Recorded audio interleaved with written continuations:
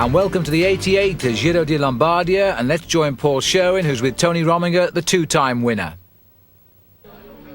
Tony, you have excellent form at the end of this year. It looks as if you're one of the favourites for today's race, but it could be strange with the leader of the World Cup on your team. No, I'm not the favourite here, because I did win the Grand Prix d'Amérique, the Grand Prix of the Nation, but there are two different things. That's a time trial, and this is a race on the street, and I didn't train more than 4 or 5 hours, and then that could be a problem for me. And it's what do I say? My rhythm is very good in the mountains, but I saw the last day in Milan-Turin there are some guys that are stronger than me, and I will see. For me, I already satisfied with this season. Here I'm here, and I try to do the best I can do. But it's a race that you know very intimately. You've raced this race so well over the past few years. You've won it on occasion, and you must know the final two, and it must be a motivation to have Bortolami with you. Yeah, but Bortolami did already win the World Cup, and for that it's no problem. We don't have to race on the World Cup. Everybody can do the race, and the strongest will be in front, and will help the strongest today, because the World Cup is already the win. Lance, you made the World Cup your main objective this year. You're coming into the last one. You have still a chance to move up into maybe second place in the overall standings. It's still a possibility, but I have to admit it's a very, very difficult race, and there's a lot of motivated riders, being that the race is in Italy and being so difficult, and they're riding so strong this year. So it's not going to be easy to move up. I think possibly I play more of a defensive role today and try not to move down. But you never know. I mean, I can have a good day and surprise some people. I don't know.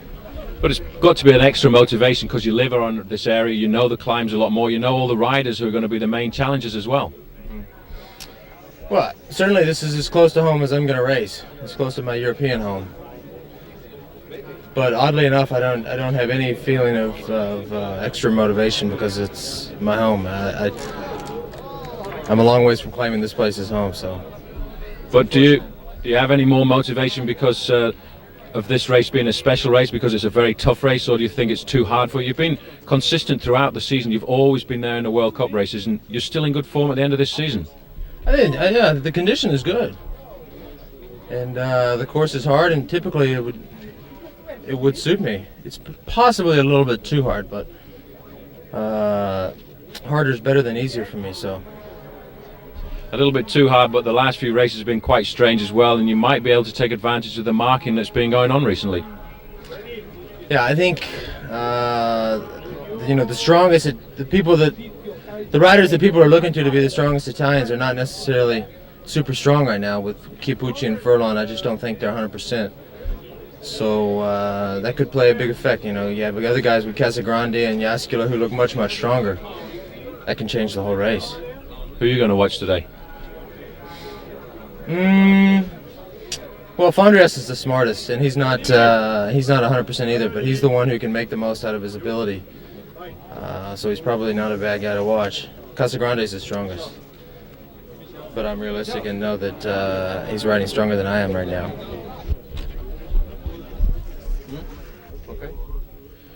Well, Andy, normally we don't regard you as a rider for the World Cup races, but you seem to look forward to this race every year. Yeah, this is my favorite race. This is, of the 5 days classics, this is the one that's most important to me. And certainly this year, since I haven't had any good results after my crash in June, this is what I based the last part of my whole season on. And I know I'm not at 100%, but I did pretty well in Milan-Torino a few days ago, and I know I have the fitness to do something. So, there's the big favorites that'll be battling it out, and I'm hoping they'll be more worried about each other, and that I'll be there and try to take advantage of it. Who do you see the big favourites being today? Because obviously the Italians are racing on home ground, but your own teammate Lance Armstrong is lying in 5th place overall at the moment. Yeah, there's. I have to admit I haven't been in many World Cups, so the overall is a game I haven't been able to watch very much. The points are so top heavy that someone can really come from a long way, so I don't know if the riders are keying off of that very much, but if it's like any other GC, people pretty much want to stay where they're at or not get passed by anyone else. So if there's some of that game going on, I'll try to anticipate what other riders might be thinking. It'd be nice. I think we can move Lance into second So that would be an ideal situation. Probably more important because it's more realistic is we want to hang on to our second place on the team classification. But in order to do that, we have to have good results. So I think the first order of the day is just try to win the bike race. But finally, it's going to be a sort of a special day for you today as well, because it's going to be the last time that you'll ride on the Motorola squad. Is that very difficult? It's not difficult for today because it's a motivation. I really want to leave the team on a good note. And certainly after this little bit disappointing year, it'd be nice to have a nice result at the end of the year. But so that's a motivation. At the same time, it's I can't say I'm sad because I look forward to the change that I'll be enjoying. But it's it's hard to leave. We've had a real good time together. I've certainly benefited from the 8 fantastic years with 7-Eleven and Motorola. So when I think about it outside of the race, it's hard. It's surely hard, but in the past you've ridden with great riders like Bernard Hinault and Greg LeMond, and you've got the opportunities now to ride with Miguel Indurain. Yeah, I see it as very similar to the way I started my pro career with La Viclaire in '86, where we had the best team in the world, and I was a ways down the ladder as far as who was working for who, but I had my own opportunities, and a lot of those were created because we had the 2 best riders in the Tour de France, and I was able to capitalize and do well, for the team, but also well for myself. So I know with, riding for Miguel Indurain on Banesto, it's going to be a lot of work. I'm there to help him in the mountains, so my results will be secondary to that. But also, after my experience with La Viclaire, I know that also opens some opportunities, and I'm willing to exploit them. A big work and a lot of work and a lot of challenge too. A lot of challenge, but also a lot of motivation. What I really need at this point, after 10 years as a pro, is a bit different of motivation. I know I won't be doing this for so many more years. I want to learn as much as I can as I do it, and I think this is the best step for me to continue growing in the sport and not just be looking for a way to phase out a career. Good. Well, we look forward to following you, Andy. Thank you. So good luck to Andy Hampsten now as he starts yet another Giro di Lombardia. And the weather today is not the nicest, as the race goes on a circuit race, in fact, based in Monza, and includes 7 climbs. And we've now joined the race here on the 6th climb of the day at around 205 kilometres. It's the Col Brianza, and this leading breakaway contains Bjarne Riis. Udo Bolts is here, and the vice rider is Vladislav Bobrik, and sitting at the back is Martin Den Bakker, the rider who was withdrawn on the eve of the Tour de France after a tragedy in his family when his sister was killed in a car accident. And so he's refound his form in very difficult circumstance, and now it looks as though on this climb here at Brianza the race is beginning to split up. The field behind has cracked wide open on the big climb of the day, the Madonna del Gisalo, where Pelliccioli, who won the King of the Mountains in the Tour du Pont, was the first over the top with a small lead of about 10 seconds ahead of 22 other riders. And now they're trying to reach up to these 4 riders, and there they are. So I think very shortly we're going to see quite a few big names coming up to the fore here. And not surprisingly, the Lamprey team, in the hope that Maurizio Fondries can do some good, is bringing them up. Fondries is number 61 down there in that leading group. And this has been a completely revamped race these last few years since they've chosen the new course with the climbs, and it's become a very tough race. There's Fondries on the inside, just adjusting the straps on his cycling shoes.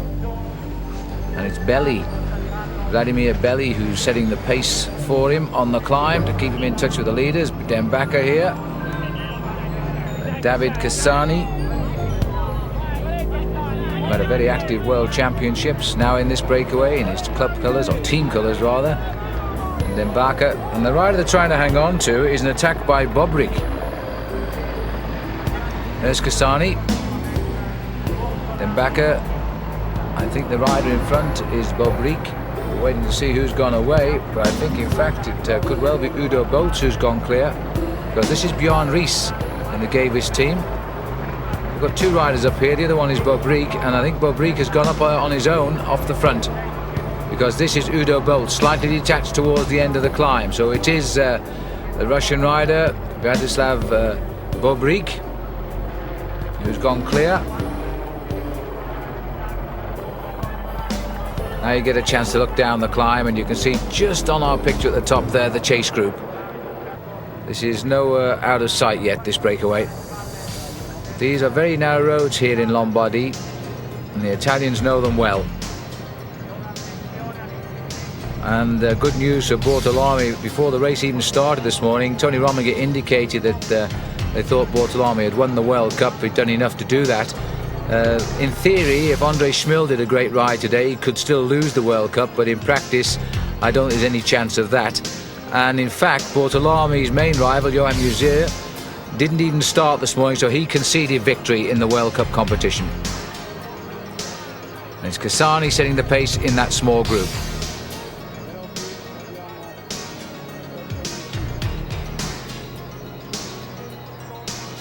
A lot of Lampe riders down there for Fondriest. Vladimir Belli, number 62. And 201 we're looking at there is Dmitry Konishev, who did such a good ride in the World Championship. Zenin Yaskula, just behind him, number 202. This is the unlucky team that never made the Tour de France selection this year. And Konishev and Yaskula, of course, were the 2 key men who really lost out there, and of course lost a lot of money as well. Here's Bobrik. So Vladislav Bobrik, who has been running in parallel, at least his professional career has been, with his teammate Evgeny Berzin. But Berzin hasn't really refound his form since his great victory in the Giro d'Italia, and he's not the most popular of riders either right now, for one reason or another, amongst the professional team, so he's going to have to do a little bit of straightening of the ways, I think. But he'll be back. Udo Bolt's had a marvellous Tour de France. He's really had a great year.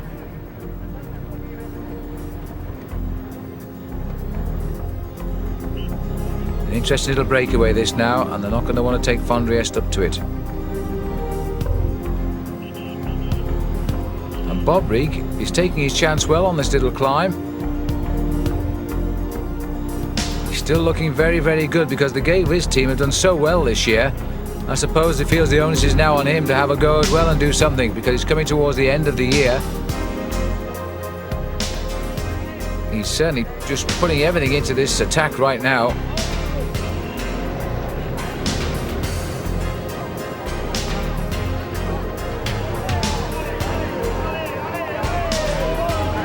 The Italians at least cheering on an Italian sponsor.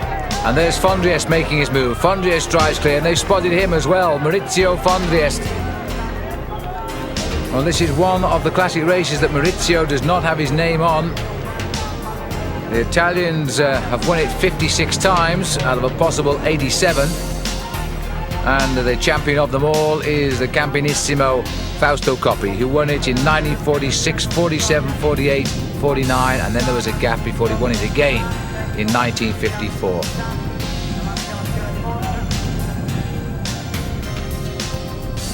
Bobrik is the rider striking home early. He's leaving himself a long way to go, and there is still the climb of Lisolo to come. That comes at about 219, 220 kilometres, so you're just about 15 miles left to race off the top of the Solo, down back into Monza. She's just the northeast of Milan, by the way. And now you can see that over the top of the climb, the gaps are formed in the group. Try and get down there shortly and work out who's in this chase group. But here's one of them, that's Yaskula. Zenin Yaskula at the back.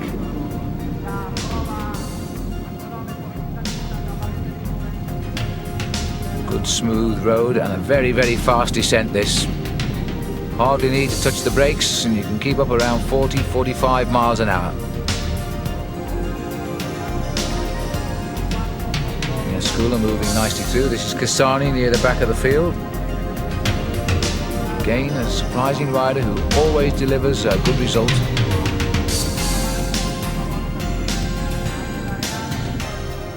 Bobrik finding that big gear. He's churning out of the corners to keep the pace going. I think he's just riding here to wait and see what happens, because he knows they're not very far behind, but he doesn't know what damage has been caused on the climb there. And there's the answer.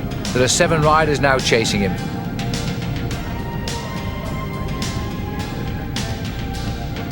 The 7 riders. Fondriest is in this group, and Konishev, Kasani.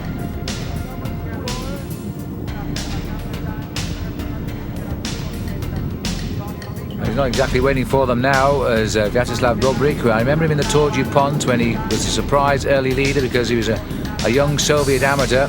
Nobody ever heard of him. He broke away, he got the yellow jersey, and he held it for the majority of the race. But not when it mattered, nor on the stage that it mattered most, in the Catskill Mountains. There's Fondriest sitting at the back, Udo Bolt's alongside him, winner of the Tour of Cologne this year.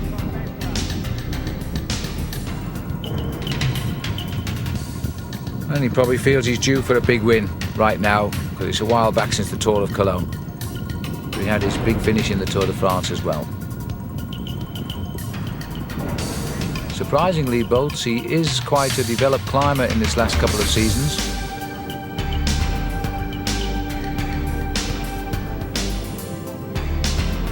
I think Martin Den Bakker is still in this group as the riders start to come up.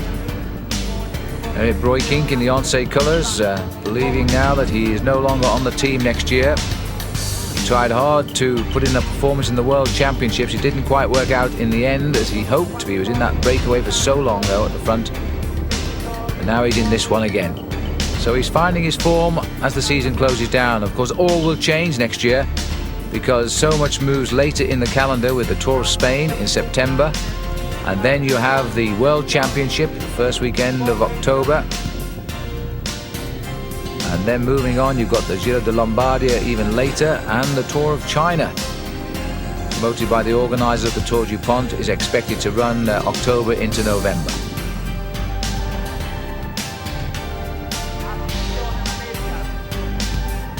Casagrande, Francesca Casagrande, is also in this group. Bolts follows round the corner. There's Fondriest, easy to pick out with his half legs on today.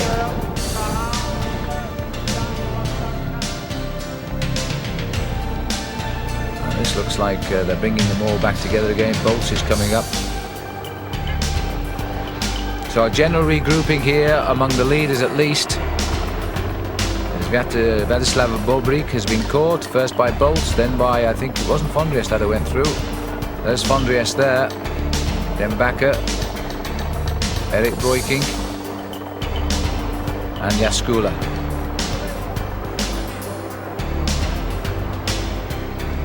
So it's an interesting little mixture of riders here. Not a lot of teams likely to dominate it either. Lampre have got 2, Gavis have got 2. I think the rest are basically all with 1. So that should give us a nice little attacking race now as Fondriest has a dig. Fondriest now going to have a go and see if he can take them onto the solo in the lead. Well, warning bells are being rung, and in fact that rider chasing just there was it was Erik Breukink. I thought it was Zula, but it was in fact Breukink who got across. He had glasses on there. Number 1 is Pascal Richard. The winner from last year has made the split. And Pascal Richard rode well last year, and what a season he's having. He had a dip in the middle, but it was almost by intention because Pascal won the 2 big tours early season in Switzerland, and that was the Tour of Lombardy and the Tour of Switzerland.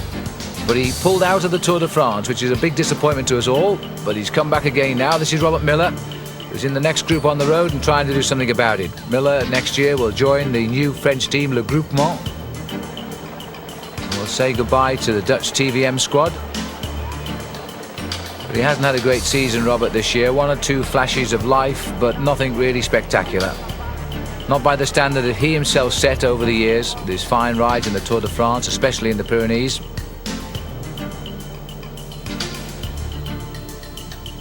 And there's a lot of riders here just trying to get something going. There's nothing meshing together at the minute.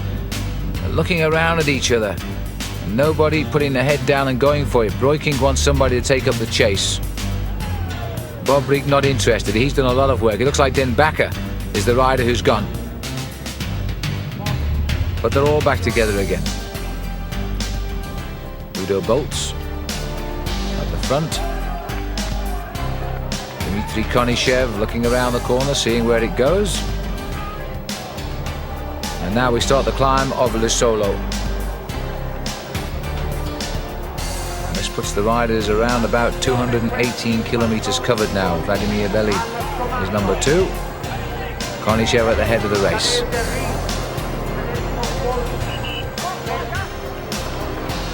There's the 2 early attackers still hanging on just about. Skula and Pascal Richard. Richard's gone a little bit early, but he may feel that this is the last chance on this climb to break the field. He's not a brilliant sprinter, Pascal, but Jaskula going with him.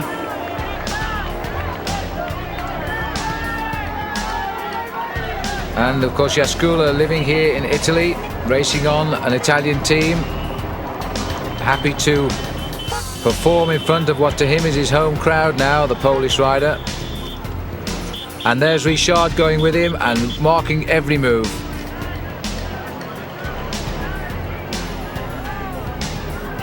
Well, Pascal Richard has turned in some brilliant performances over the years, including the Championship of Switzerland, of course. He's won the Tour of Switzerland.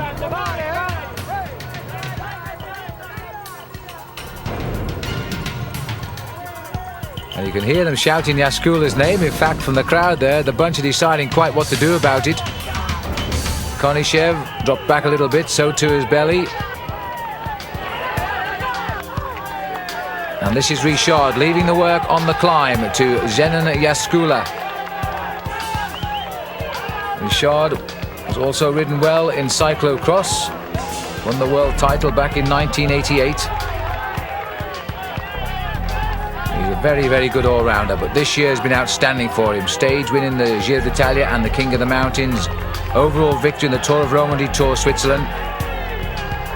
And now trying to defend the title he got here 1 year ago in the Tour of Lombardia. But he's not pushing the pace there. He's allowing Jaskula to do all of the work. Now that's not the sign of a man trying to race to victory to me. Erik Breukink trying to cross the gap on his own. He's left the group on the climb of the solo.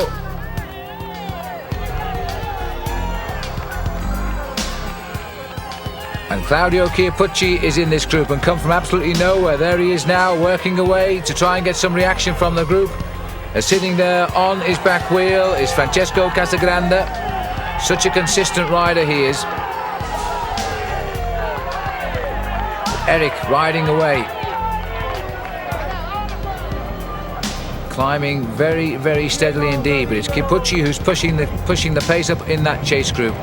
The great advantage of this course, when you're out on these small climbs, you're in this forested area and the riders can't see you, which is a terrific advantage. In which case Jaskula would not see Claudio Chiappucci setting the pace here as Casagrande sits behind him.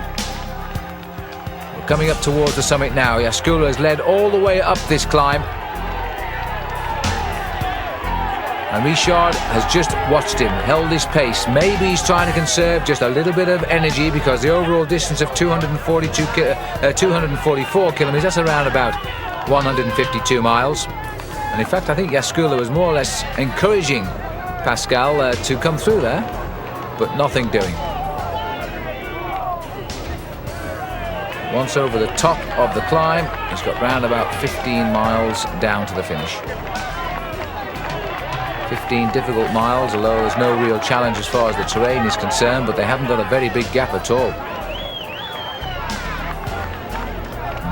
Zenon Jaskula has had a good climb. Pascal Richard looks over his shoulder. He won't see anything at all except the bend on our motorbike.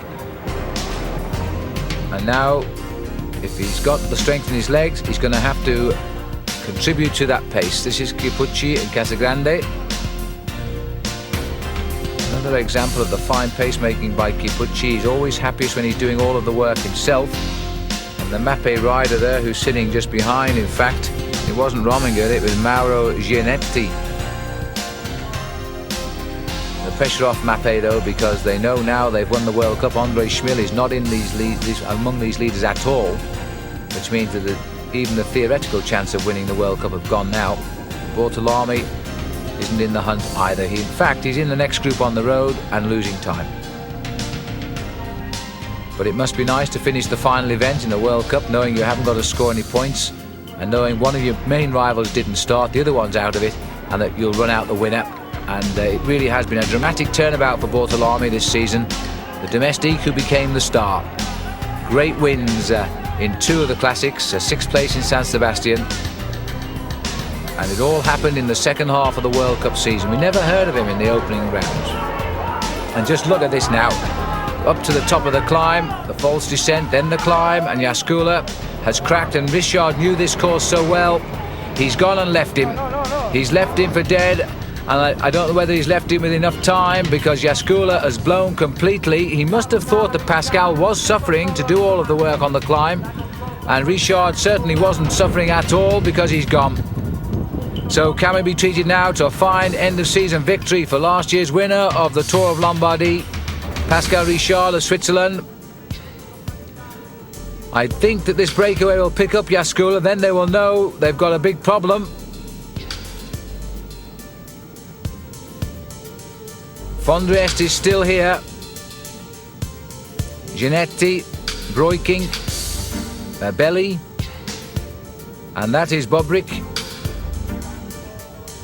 So Bobrick, despite his attack, has come back. Well, hasn't come back. He hasn't been dropped by this group. But here's the man now putting home the attack. Pascal Richard slips it up a gear, takes a drink. He still, to me, isn't fully committed here. It's almost as if he's waiting for them to come back. Normally, he'd be down and he'd be racing flat out. But look, I think, in fact, he's waiting for Jaskula. He didn't want to drop him. I think he's waiting for Jaskula to rejoin him because he feels the finish is too far away. Now, that might be a mistake.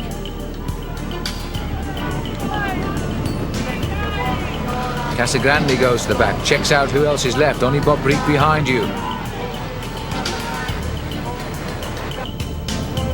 And still he freewheels, and that is why, indeed, he has waited for Zenon Jaskula to come back, so it was an unintentional move there. He didn't attack him at all. But they haven't got a very big lead now. I'm not sure whether Richard should have gone there and taken the gamble at having the legs to the finish. But he should know his body better than I do. Because this race behind now has settled down once again. Most of the work is being done by Claudio Chipucci. And it seems, although Jaskula is back, it's left to Pascal Richard to keep the pace going. 8 chasers here. The big survivors of the pack of 24, which established after the climb of the Madonna del Gisalo.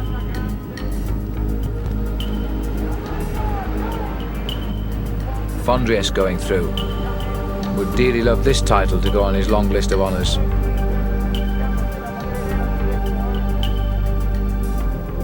In fact, the Italians would dearly like a win here.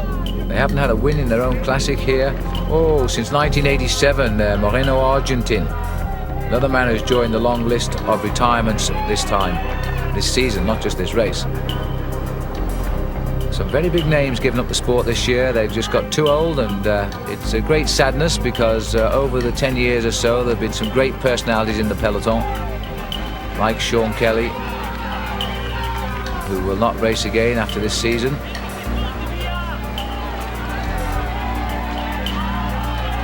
Well, now they're really driving on this short climb now.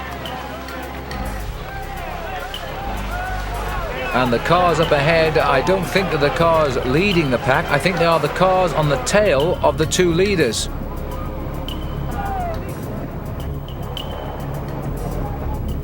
And Richard's decided on a small climb, it's got to go again. It's no good waiting for Zenon because he is tired, he's gone again. And now it's up to last year's winner. He's got it all to do by himself. And his gap is only a small one over the main field.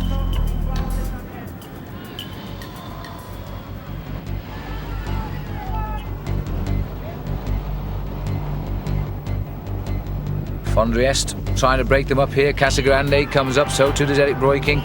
They're going to find Zenon Jaskula all amidships out in the open road very shortly, but they'll know then that Pascal Richard The defending champion has gone for gold. He's been forced to go early, I think. He clearly doesn't feel that good, otherwise he would have gone the first time he dropped this man, Jaskula.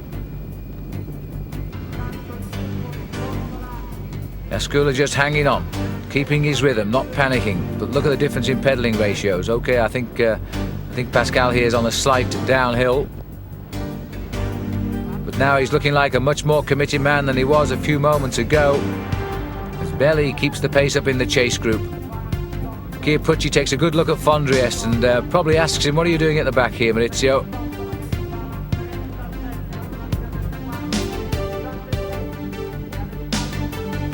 Richard, the road's still in his favour, keeps out of sight of that chase group.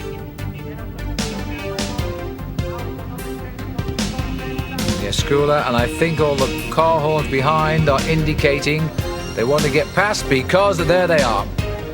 So Jaskula has been caught, and now they know there's still one to come, and here he is. Pascal Richard is on his own. His gap is around about 30 seconds. Eric Breukink, just a tap there to Claudio Chiappucci to let him go through the front. David Cassani. Now the tactics are going to swing around. Claudio Chiappucci, another man who's been nearly there but never quite in the Tour of Lombardy, as he has been indeed in so many races. And Breukink.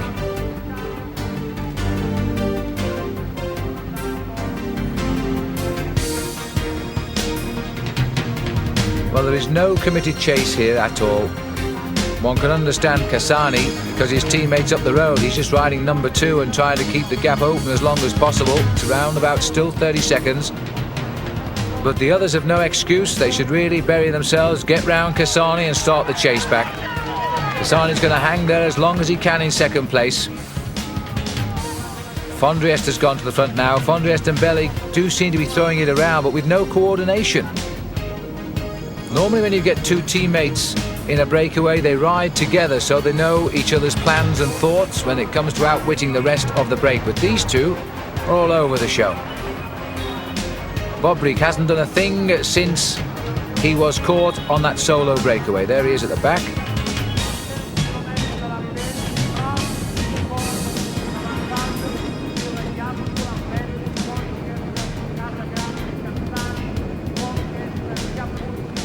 There's Konishev, 201. And in fact, Chiappucci's decided to try and liven things up. Cassani tries to get his wheel, but the gap has opened a little bit there as Chiappucci goes.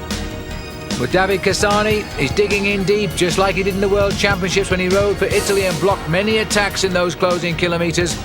With a similar action, get the wheel, sit up and freewheel. And in fact, Chiappucci has realised that Cassani is hooked up and has desisted. Fondriest coming across, so now we get back to the leader. He really does look fluid now. Pascal Richard reflecting as he rides along through the streets here in the Tour of Lombardy of a great season for him. He's now 30 years of age, Pascal Richard. Been a pro for 8 years. Has had some excellent results these last 2 or 3 years. First came to note of, I suppose, all the follows of road racing when he won a slight uphill sprint in Briançon in the Tour de France in the year Greg LeMond won in 1989. He was then the national champion of Switzerland, and since then he's lost the title, he's won it back and he's lost it again. Chiappucci is getting a bit frustrated with this breakaway, or chase group. Nobody is helping him at all. Look at this. And I must say, they've got no reason to sit on, unless they're planning a lone attack, quite frankly. Cassani's the only man with a valid reason, and he's just riding there, number 2 wheel all of the time, following Fondriest now. You see how the roads favour the lone break here. Can't see him at all when he's more than 200 or 300 yards away.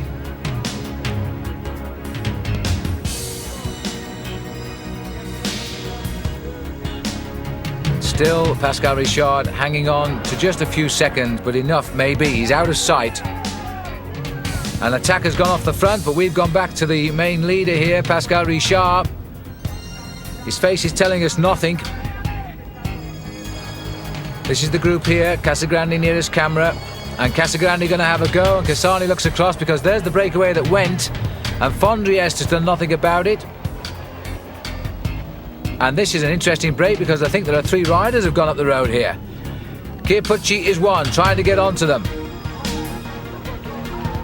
An interesting move this. It could be Udo Bolts has gone up there as well. In fact, it's Fondriest up here. Fondriest up here, that was Belli back there. And it's Gianetti and Chiappucci.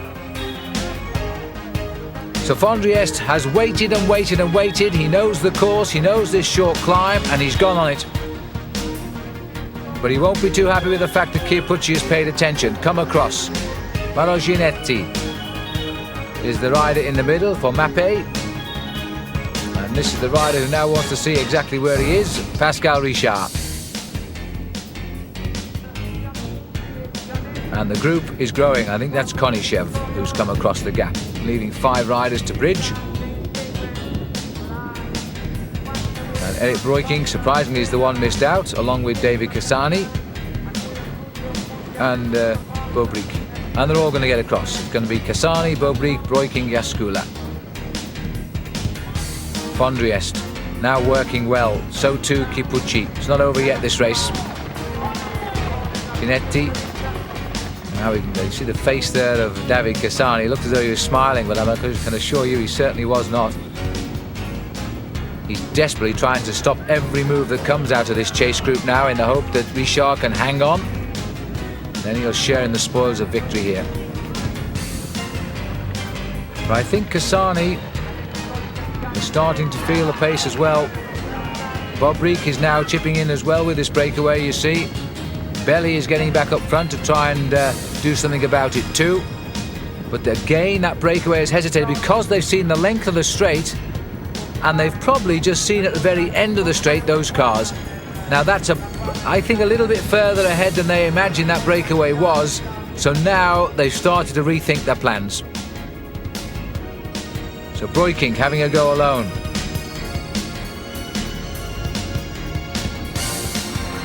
Eric Breukink. And Fondriest is coming back, and they pick up Eric. It doesn't seem to be Eric's day at all. Every move he makes, they're after him. One of the best paid riders in the world over the years, Eric Breukink. In fact, Bobrik has gone here. Now it's Bobrik's turn to attack, and he slipped away. So he's gone off in pursuit of Pascal Richard, and it looks a very determined move, this. And Chiappucci has decided to sprint away from the group. Chiappucci goes after Bobrik. And I would expect them to counter the move at least of Chiappucci, even if not Vladislav Bobrik. And Chiappucci has closed the gap. Now we've got 2 riders free of the pack. They might get down to some work, but in fact Chiappucci's going to go straight by him, is he? No, he's going to grab his wheel for a moment. Take a few deep breaths and then see what he's got. Now Bobrik will note the wheel through his legs, which he did, and he says, well, you can come and do some work, which he also did. Bobrik taking the wheel now of Claudio Chiappucci, the young pro and the old hand.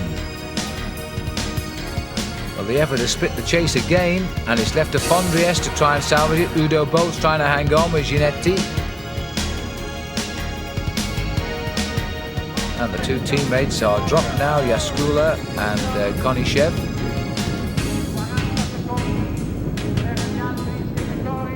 Well, all this happening about 30 seconds behind the leader on the road, Pascal Richard. They've got some idea where he is now because they have seen him on that long straight as we pull back, and there is the chase now. So they are closing in on Pascal. He's not home and dry by any means. So this last World Cup event being run off in overcast conditions here as we head towards Monza, with a temperature around 50 degrees Fahrenheit. Perfect for racing, but as Vladislav Bobrik, well, he should know about cold weather up in the north of Russia, but he's wearing arm warmers today. He's probably been anaesthetised over the year by the warm weather, though, of Italy. And there is the figure of Pascal Richard, and I don't think those cars should be kept in there much longer because they are now providing the carrot for the chasers to get on. Well, these last few kilometres into Monza on flat roads are going to be an awful long way for Pascal Richard, last year's winner this year of Romandy and Switzerland, king of the mountains in the Tour of Italy.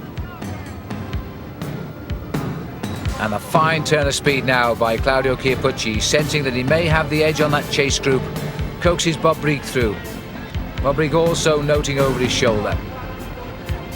There's the man they're hunting, Pascal Richard, who's really gone for goal on the last climb of the day. And there's the gap, and it's not much, I would say 15 seconds maybe.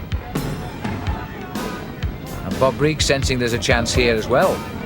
But it would be a big surprise if Bobrick was to pull this one off. He's done nothing of this quality in his life. But of course the Gaywis team always seem to be popping up with the big victories, as we've seen throughout the year with their fine victory by Berza in the Tour of Italy this year.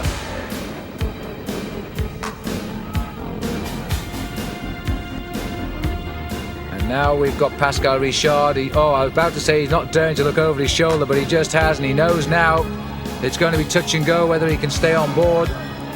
It really is going to be difficult, but he'll try, I think.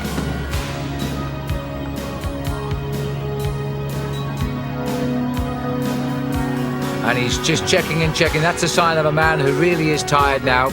A man who doubts his own ability to see the line. And there's the chase. Long straight road, no longer are the conditions now in the favour of the hare.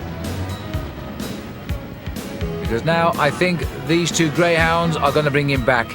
They're sharing the work equally, and Bobrick is fully committed now. He made his move about 20k back, which failed, and I thought that was him cooked because he went to the back of the break and did nothing, but all he was doing was recovering to go again. Chiappucci read the move, always willing to have a race and a chase is Claudio Chiappucci. Immediately caught up with Bobrick, and now it looks like both of them are going to catch up with Richard, but I'll tell you what, we're in the last kilometre, and we're in the last kilometre to go, and it still could be now Pascal Richard who is going to win this one. A tremendous chase indeed, but Richard, justifiably so, would be a perfect winner of this race for the second year. There's a number of riders over history have repeated this chance. But look at this. And now suddenly, Bobrick not willing to challenge at all, making Chiappucci. There's the experience of the man. Bobrick is gambling now that group will not close in, because I think he's going to try and out-jump Claudio Chiappucci. This young Russian rider, young professional. Oh, and look at this. Pascal Richard is in sight of the finishing line as Chiappucci makes the last effort. Chiappucci goes, and they're going to catch him, they're going to catch him in the last 100 yards. Pascal Richard is trying desperately to raise the sprint now, and Claudio Chiappucci's face tells the story. Bobrick comes on the far left, and Vladislav Bobrick is going to get it. Vladislav Bobrick will take it for Russia. The first Russian victory in the history of the Giro de Lombardia, and the first win for Vladislav Bobrick. Second, Claudio Chiappucci, and third was Pascal Richard. And now it comes to the sprint for fourth place. Konishev is now leading out. And Konishev leading out Fondriest, and Fondriest hasn't the legs this time. A good result for Russia today, first and fourth. And Cassani there in sixth. Bjorn Ries comes in seventh. Udo Bolts, Mauro Gianetti. And that's Martin Den Bakker. He comes home in 10th place. And Eric Breukink here, is he going to have a little sprint with Belli? I don't think he is. It looks like Casagrande is, though. Casagrande will finish 11th. And Belli and Breukink crossing the line almost together. But there is the winner, 23 years of age, Vladislav Bobrick. And he just gets what is his second win of a 2-year pro career. And this time, it's a classic event.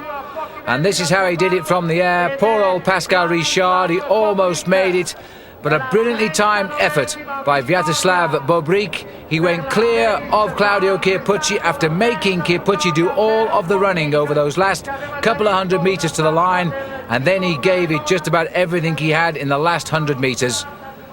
No doubt he deserved that victory indeed, because he was on the attack much earlier and coming clear of Pucci and a very, very disappointed Pascal Richard. Third place will be no consolation.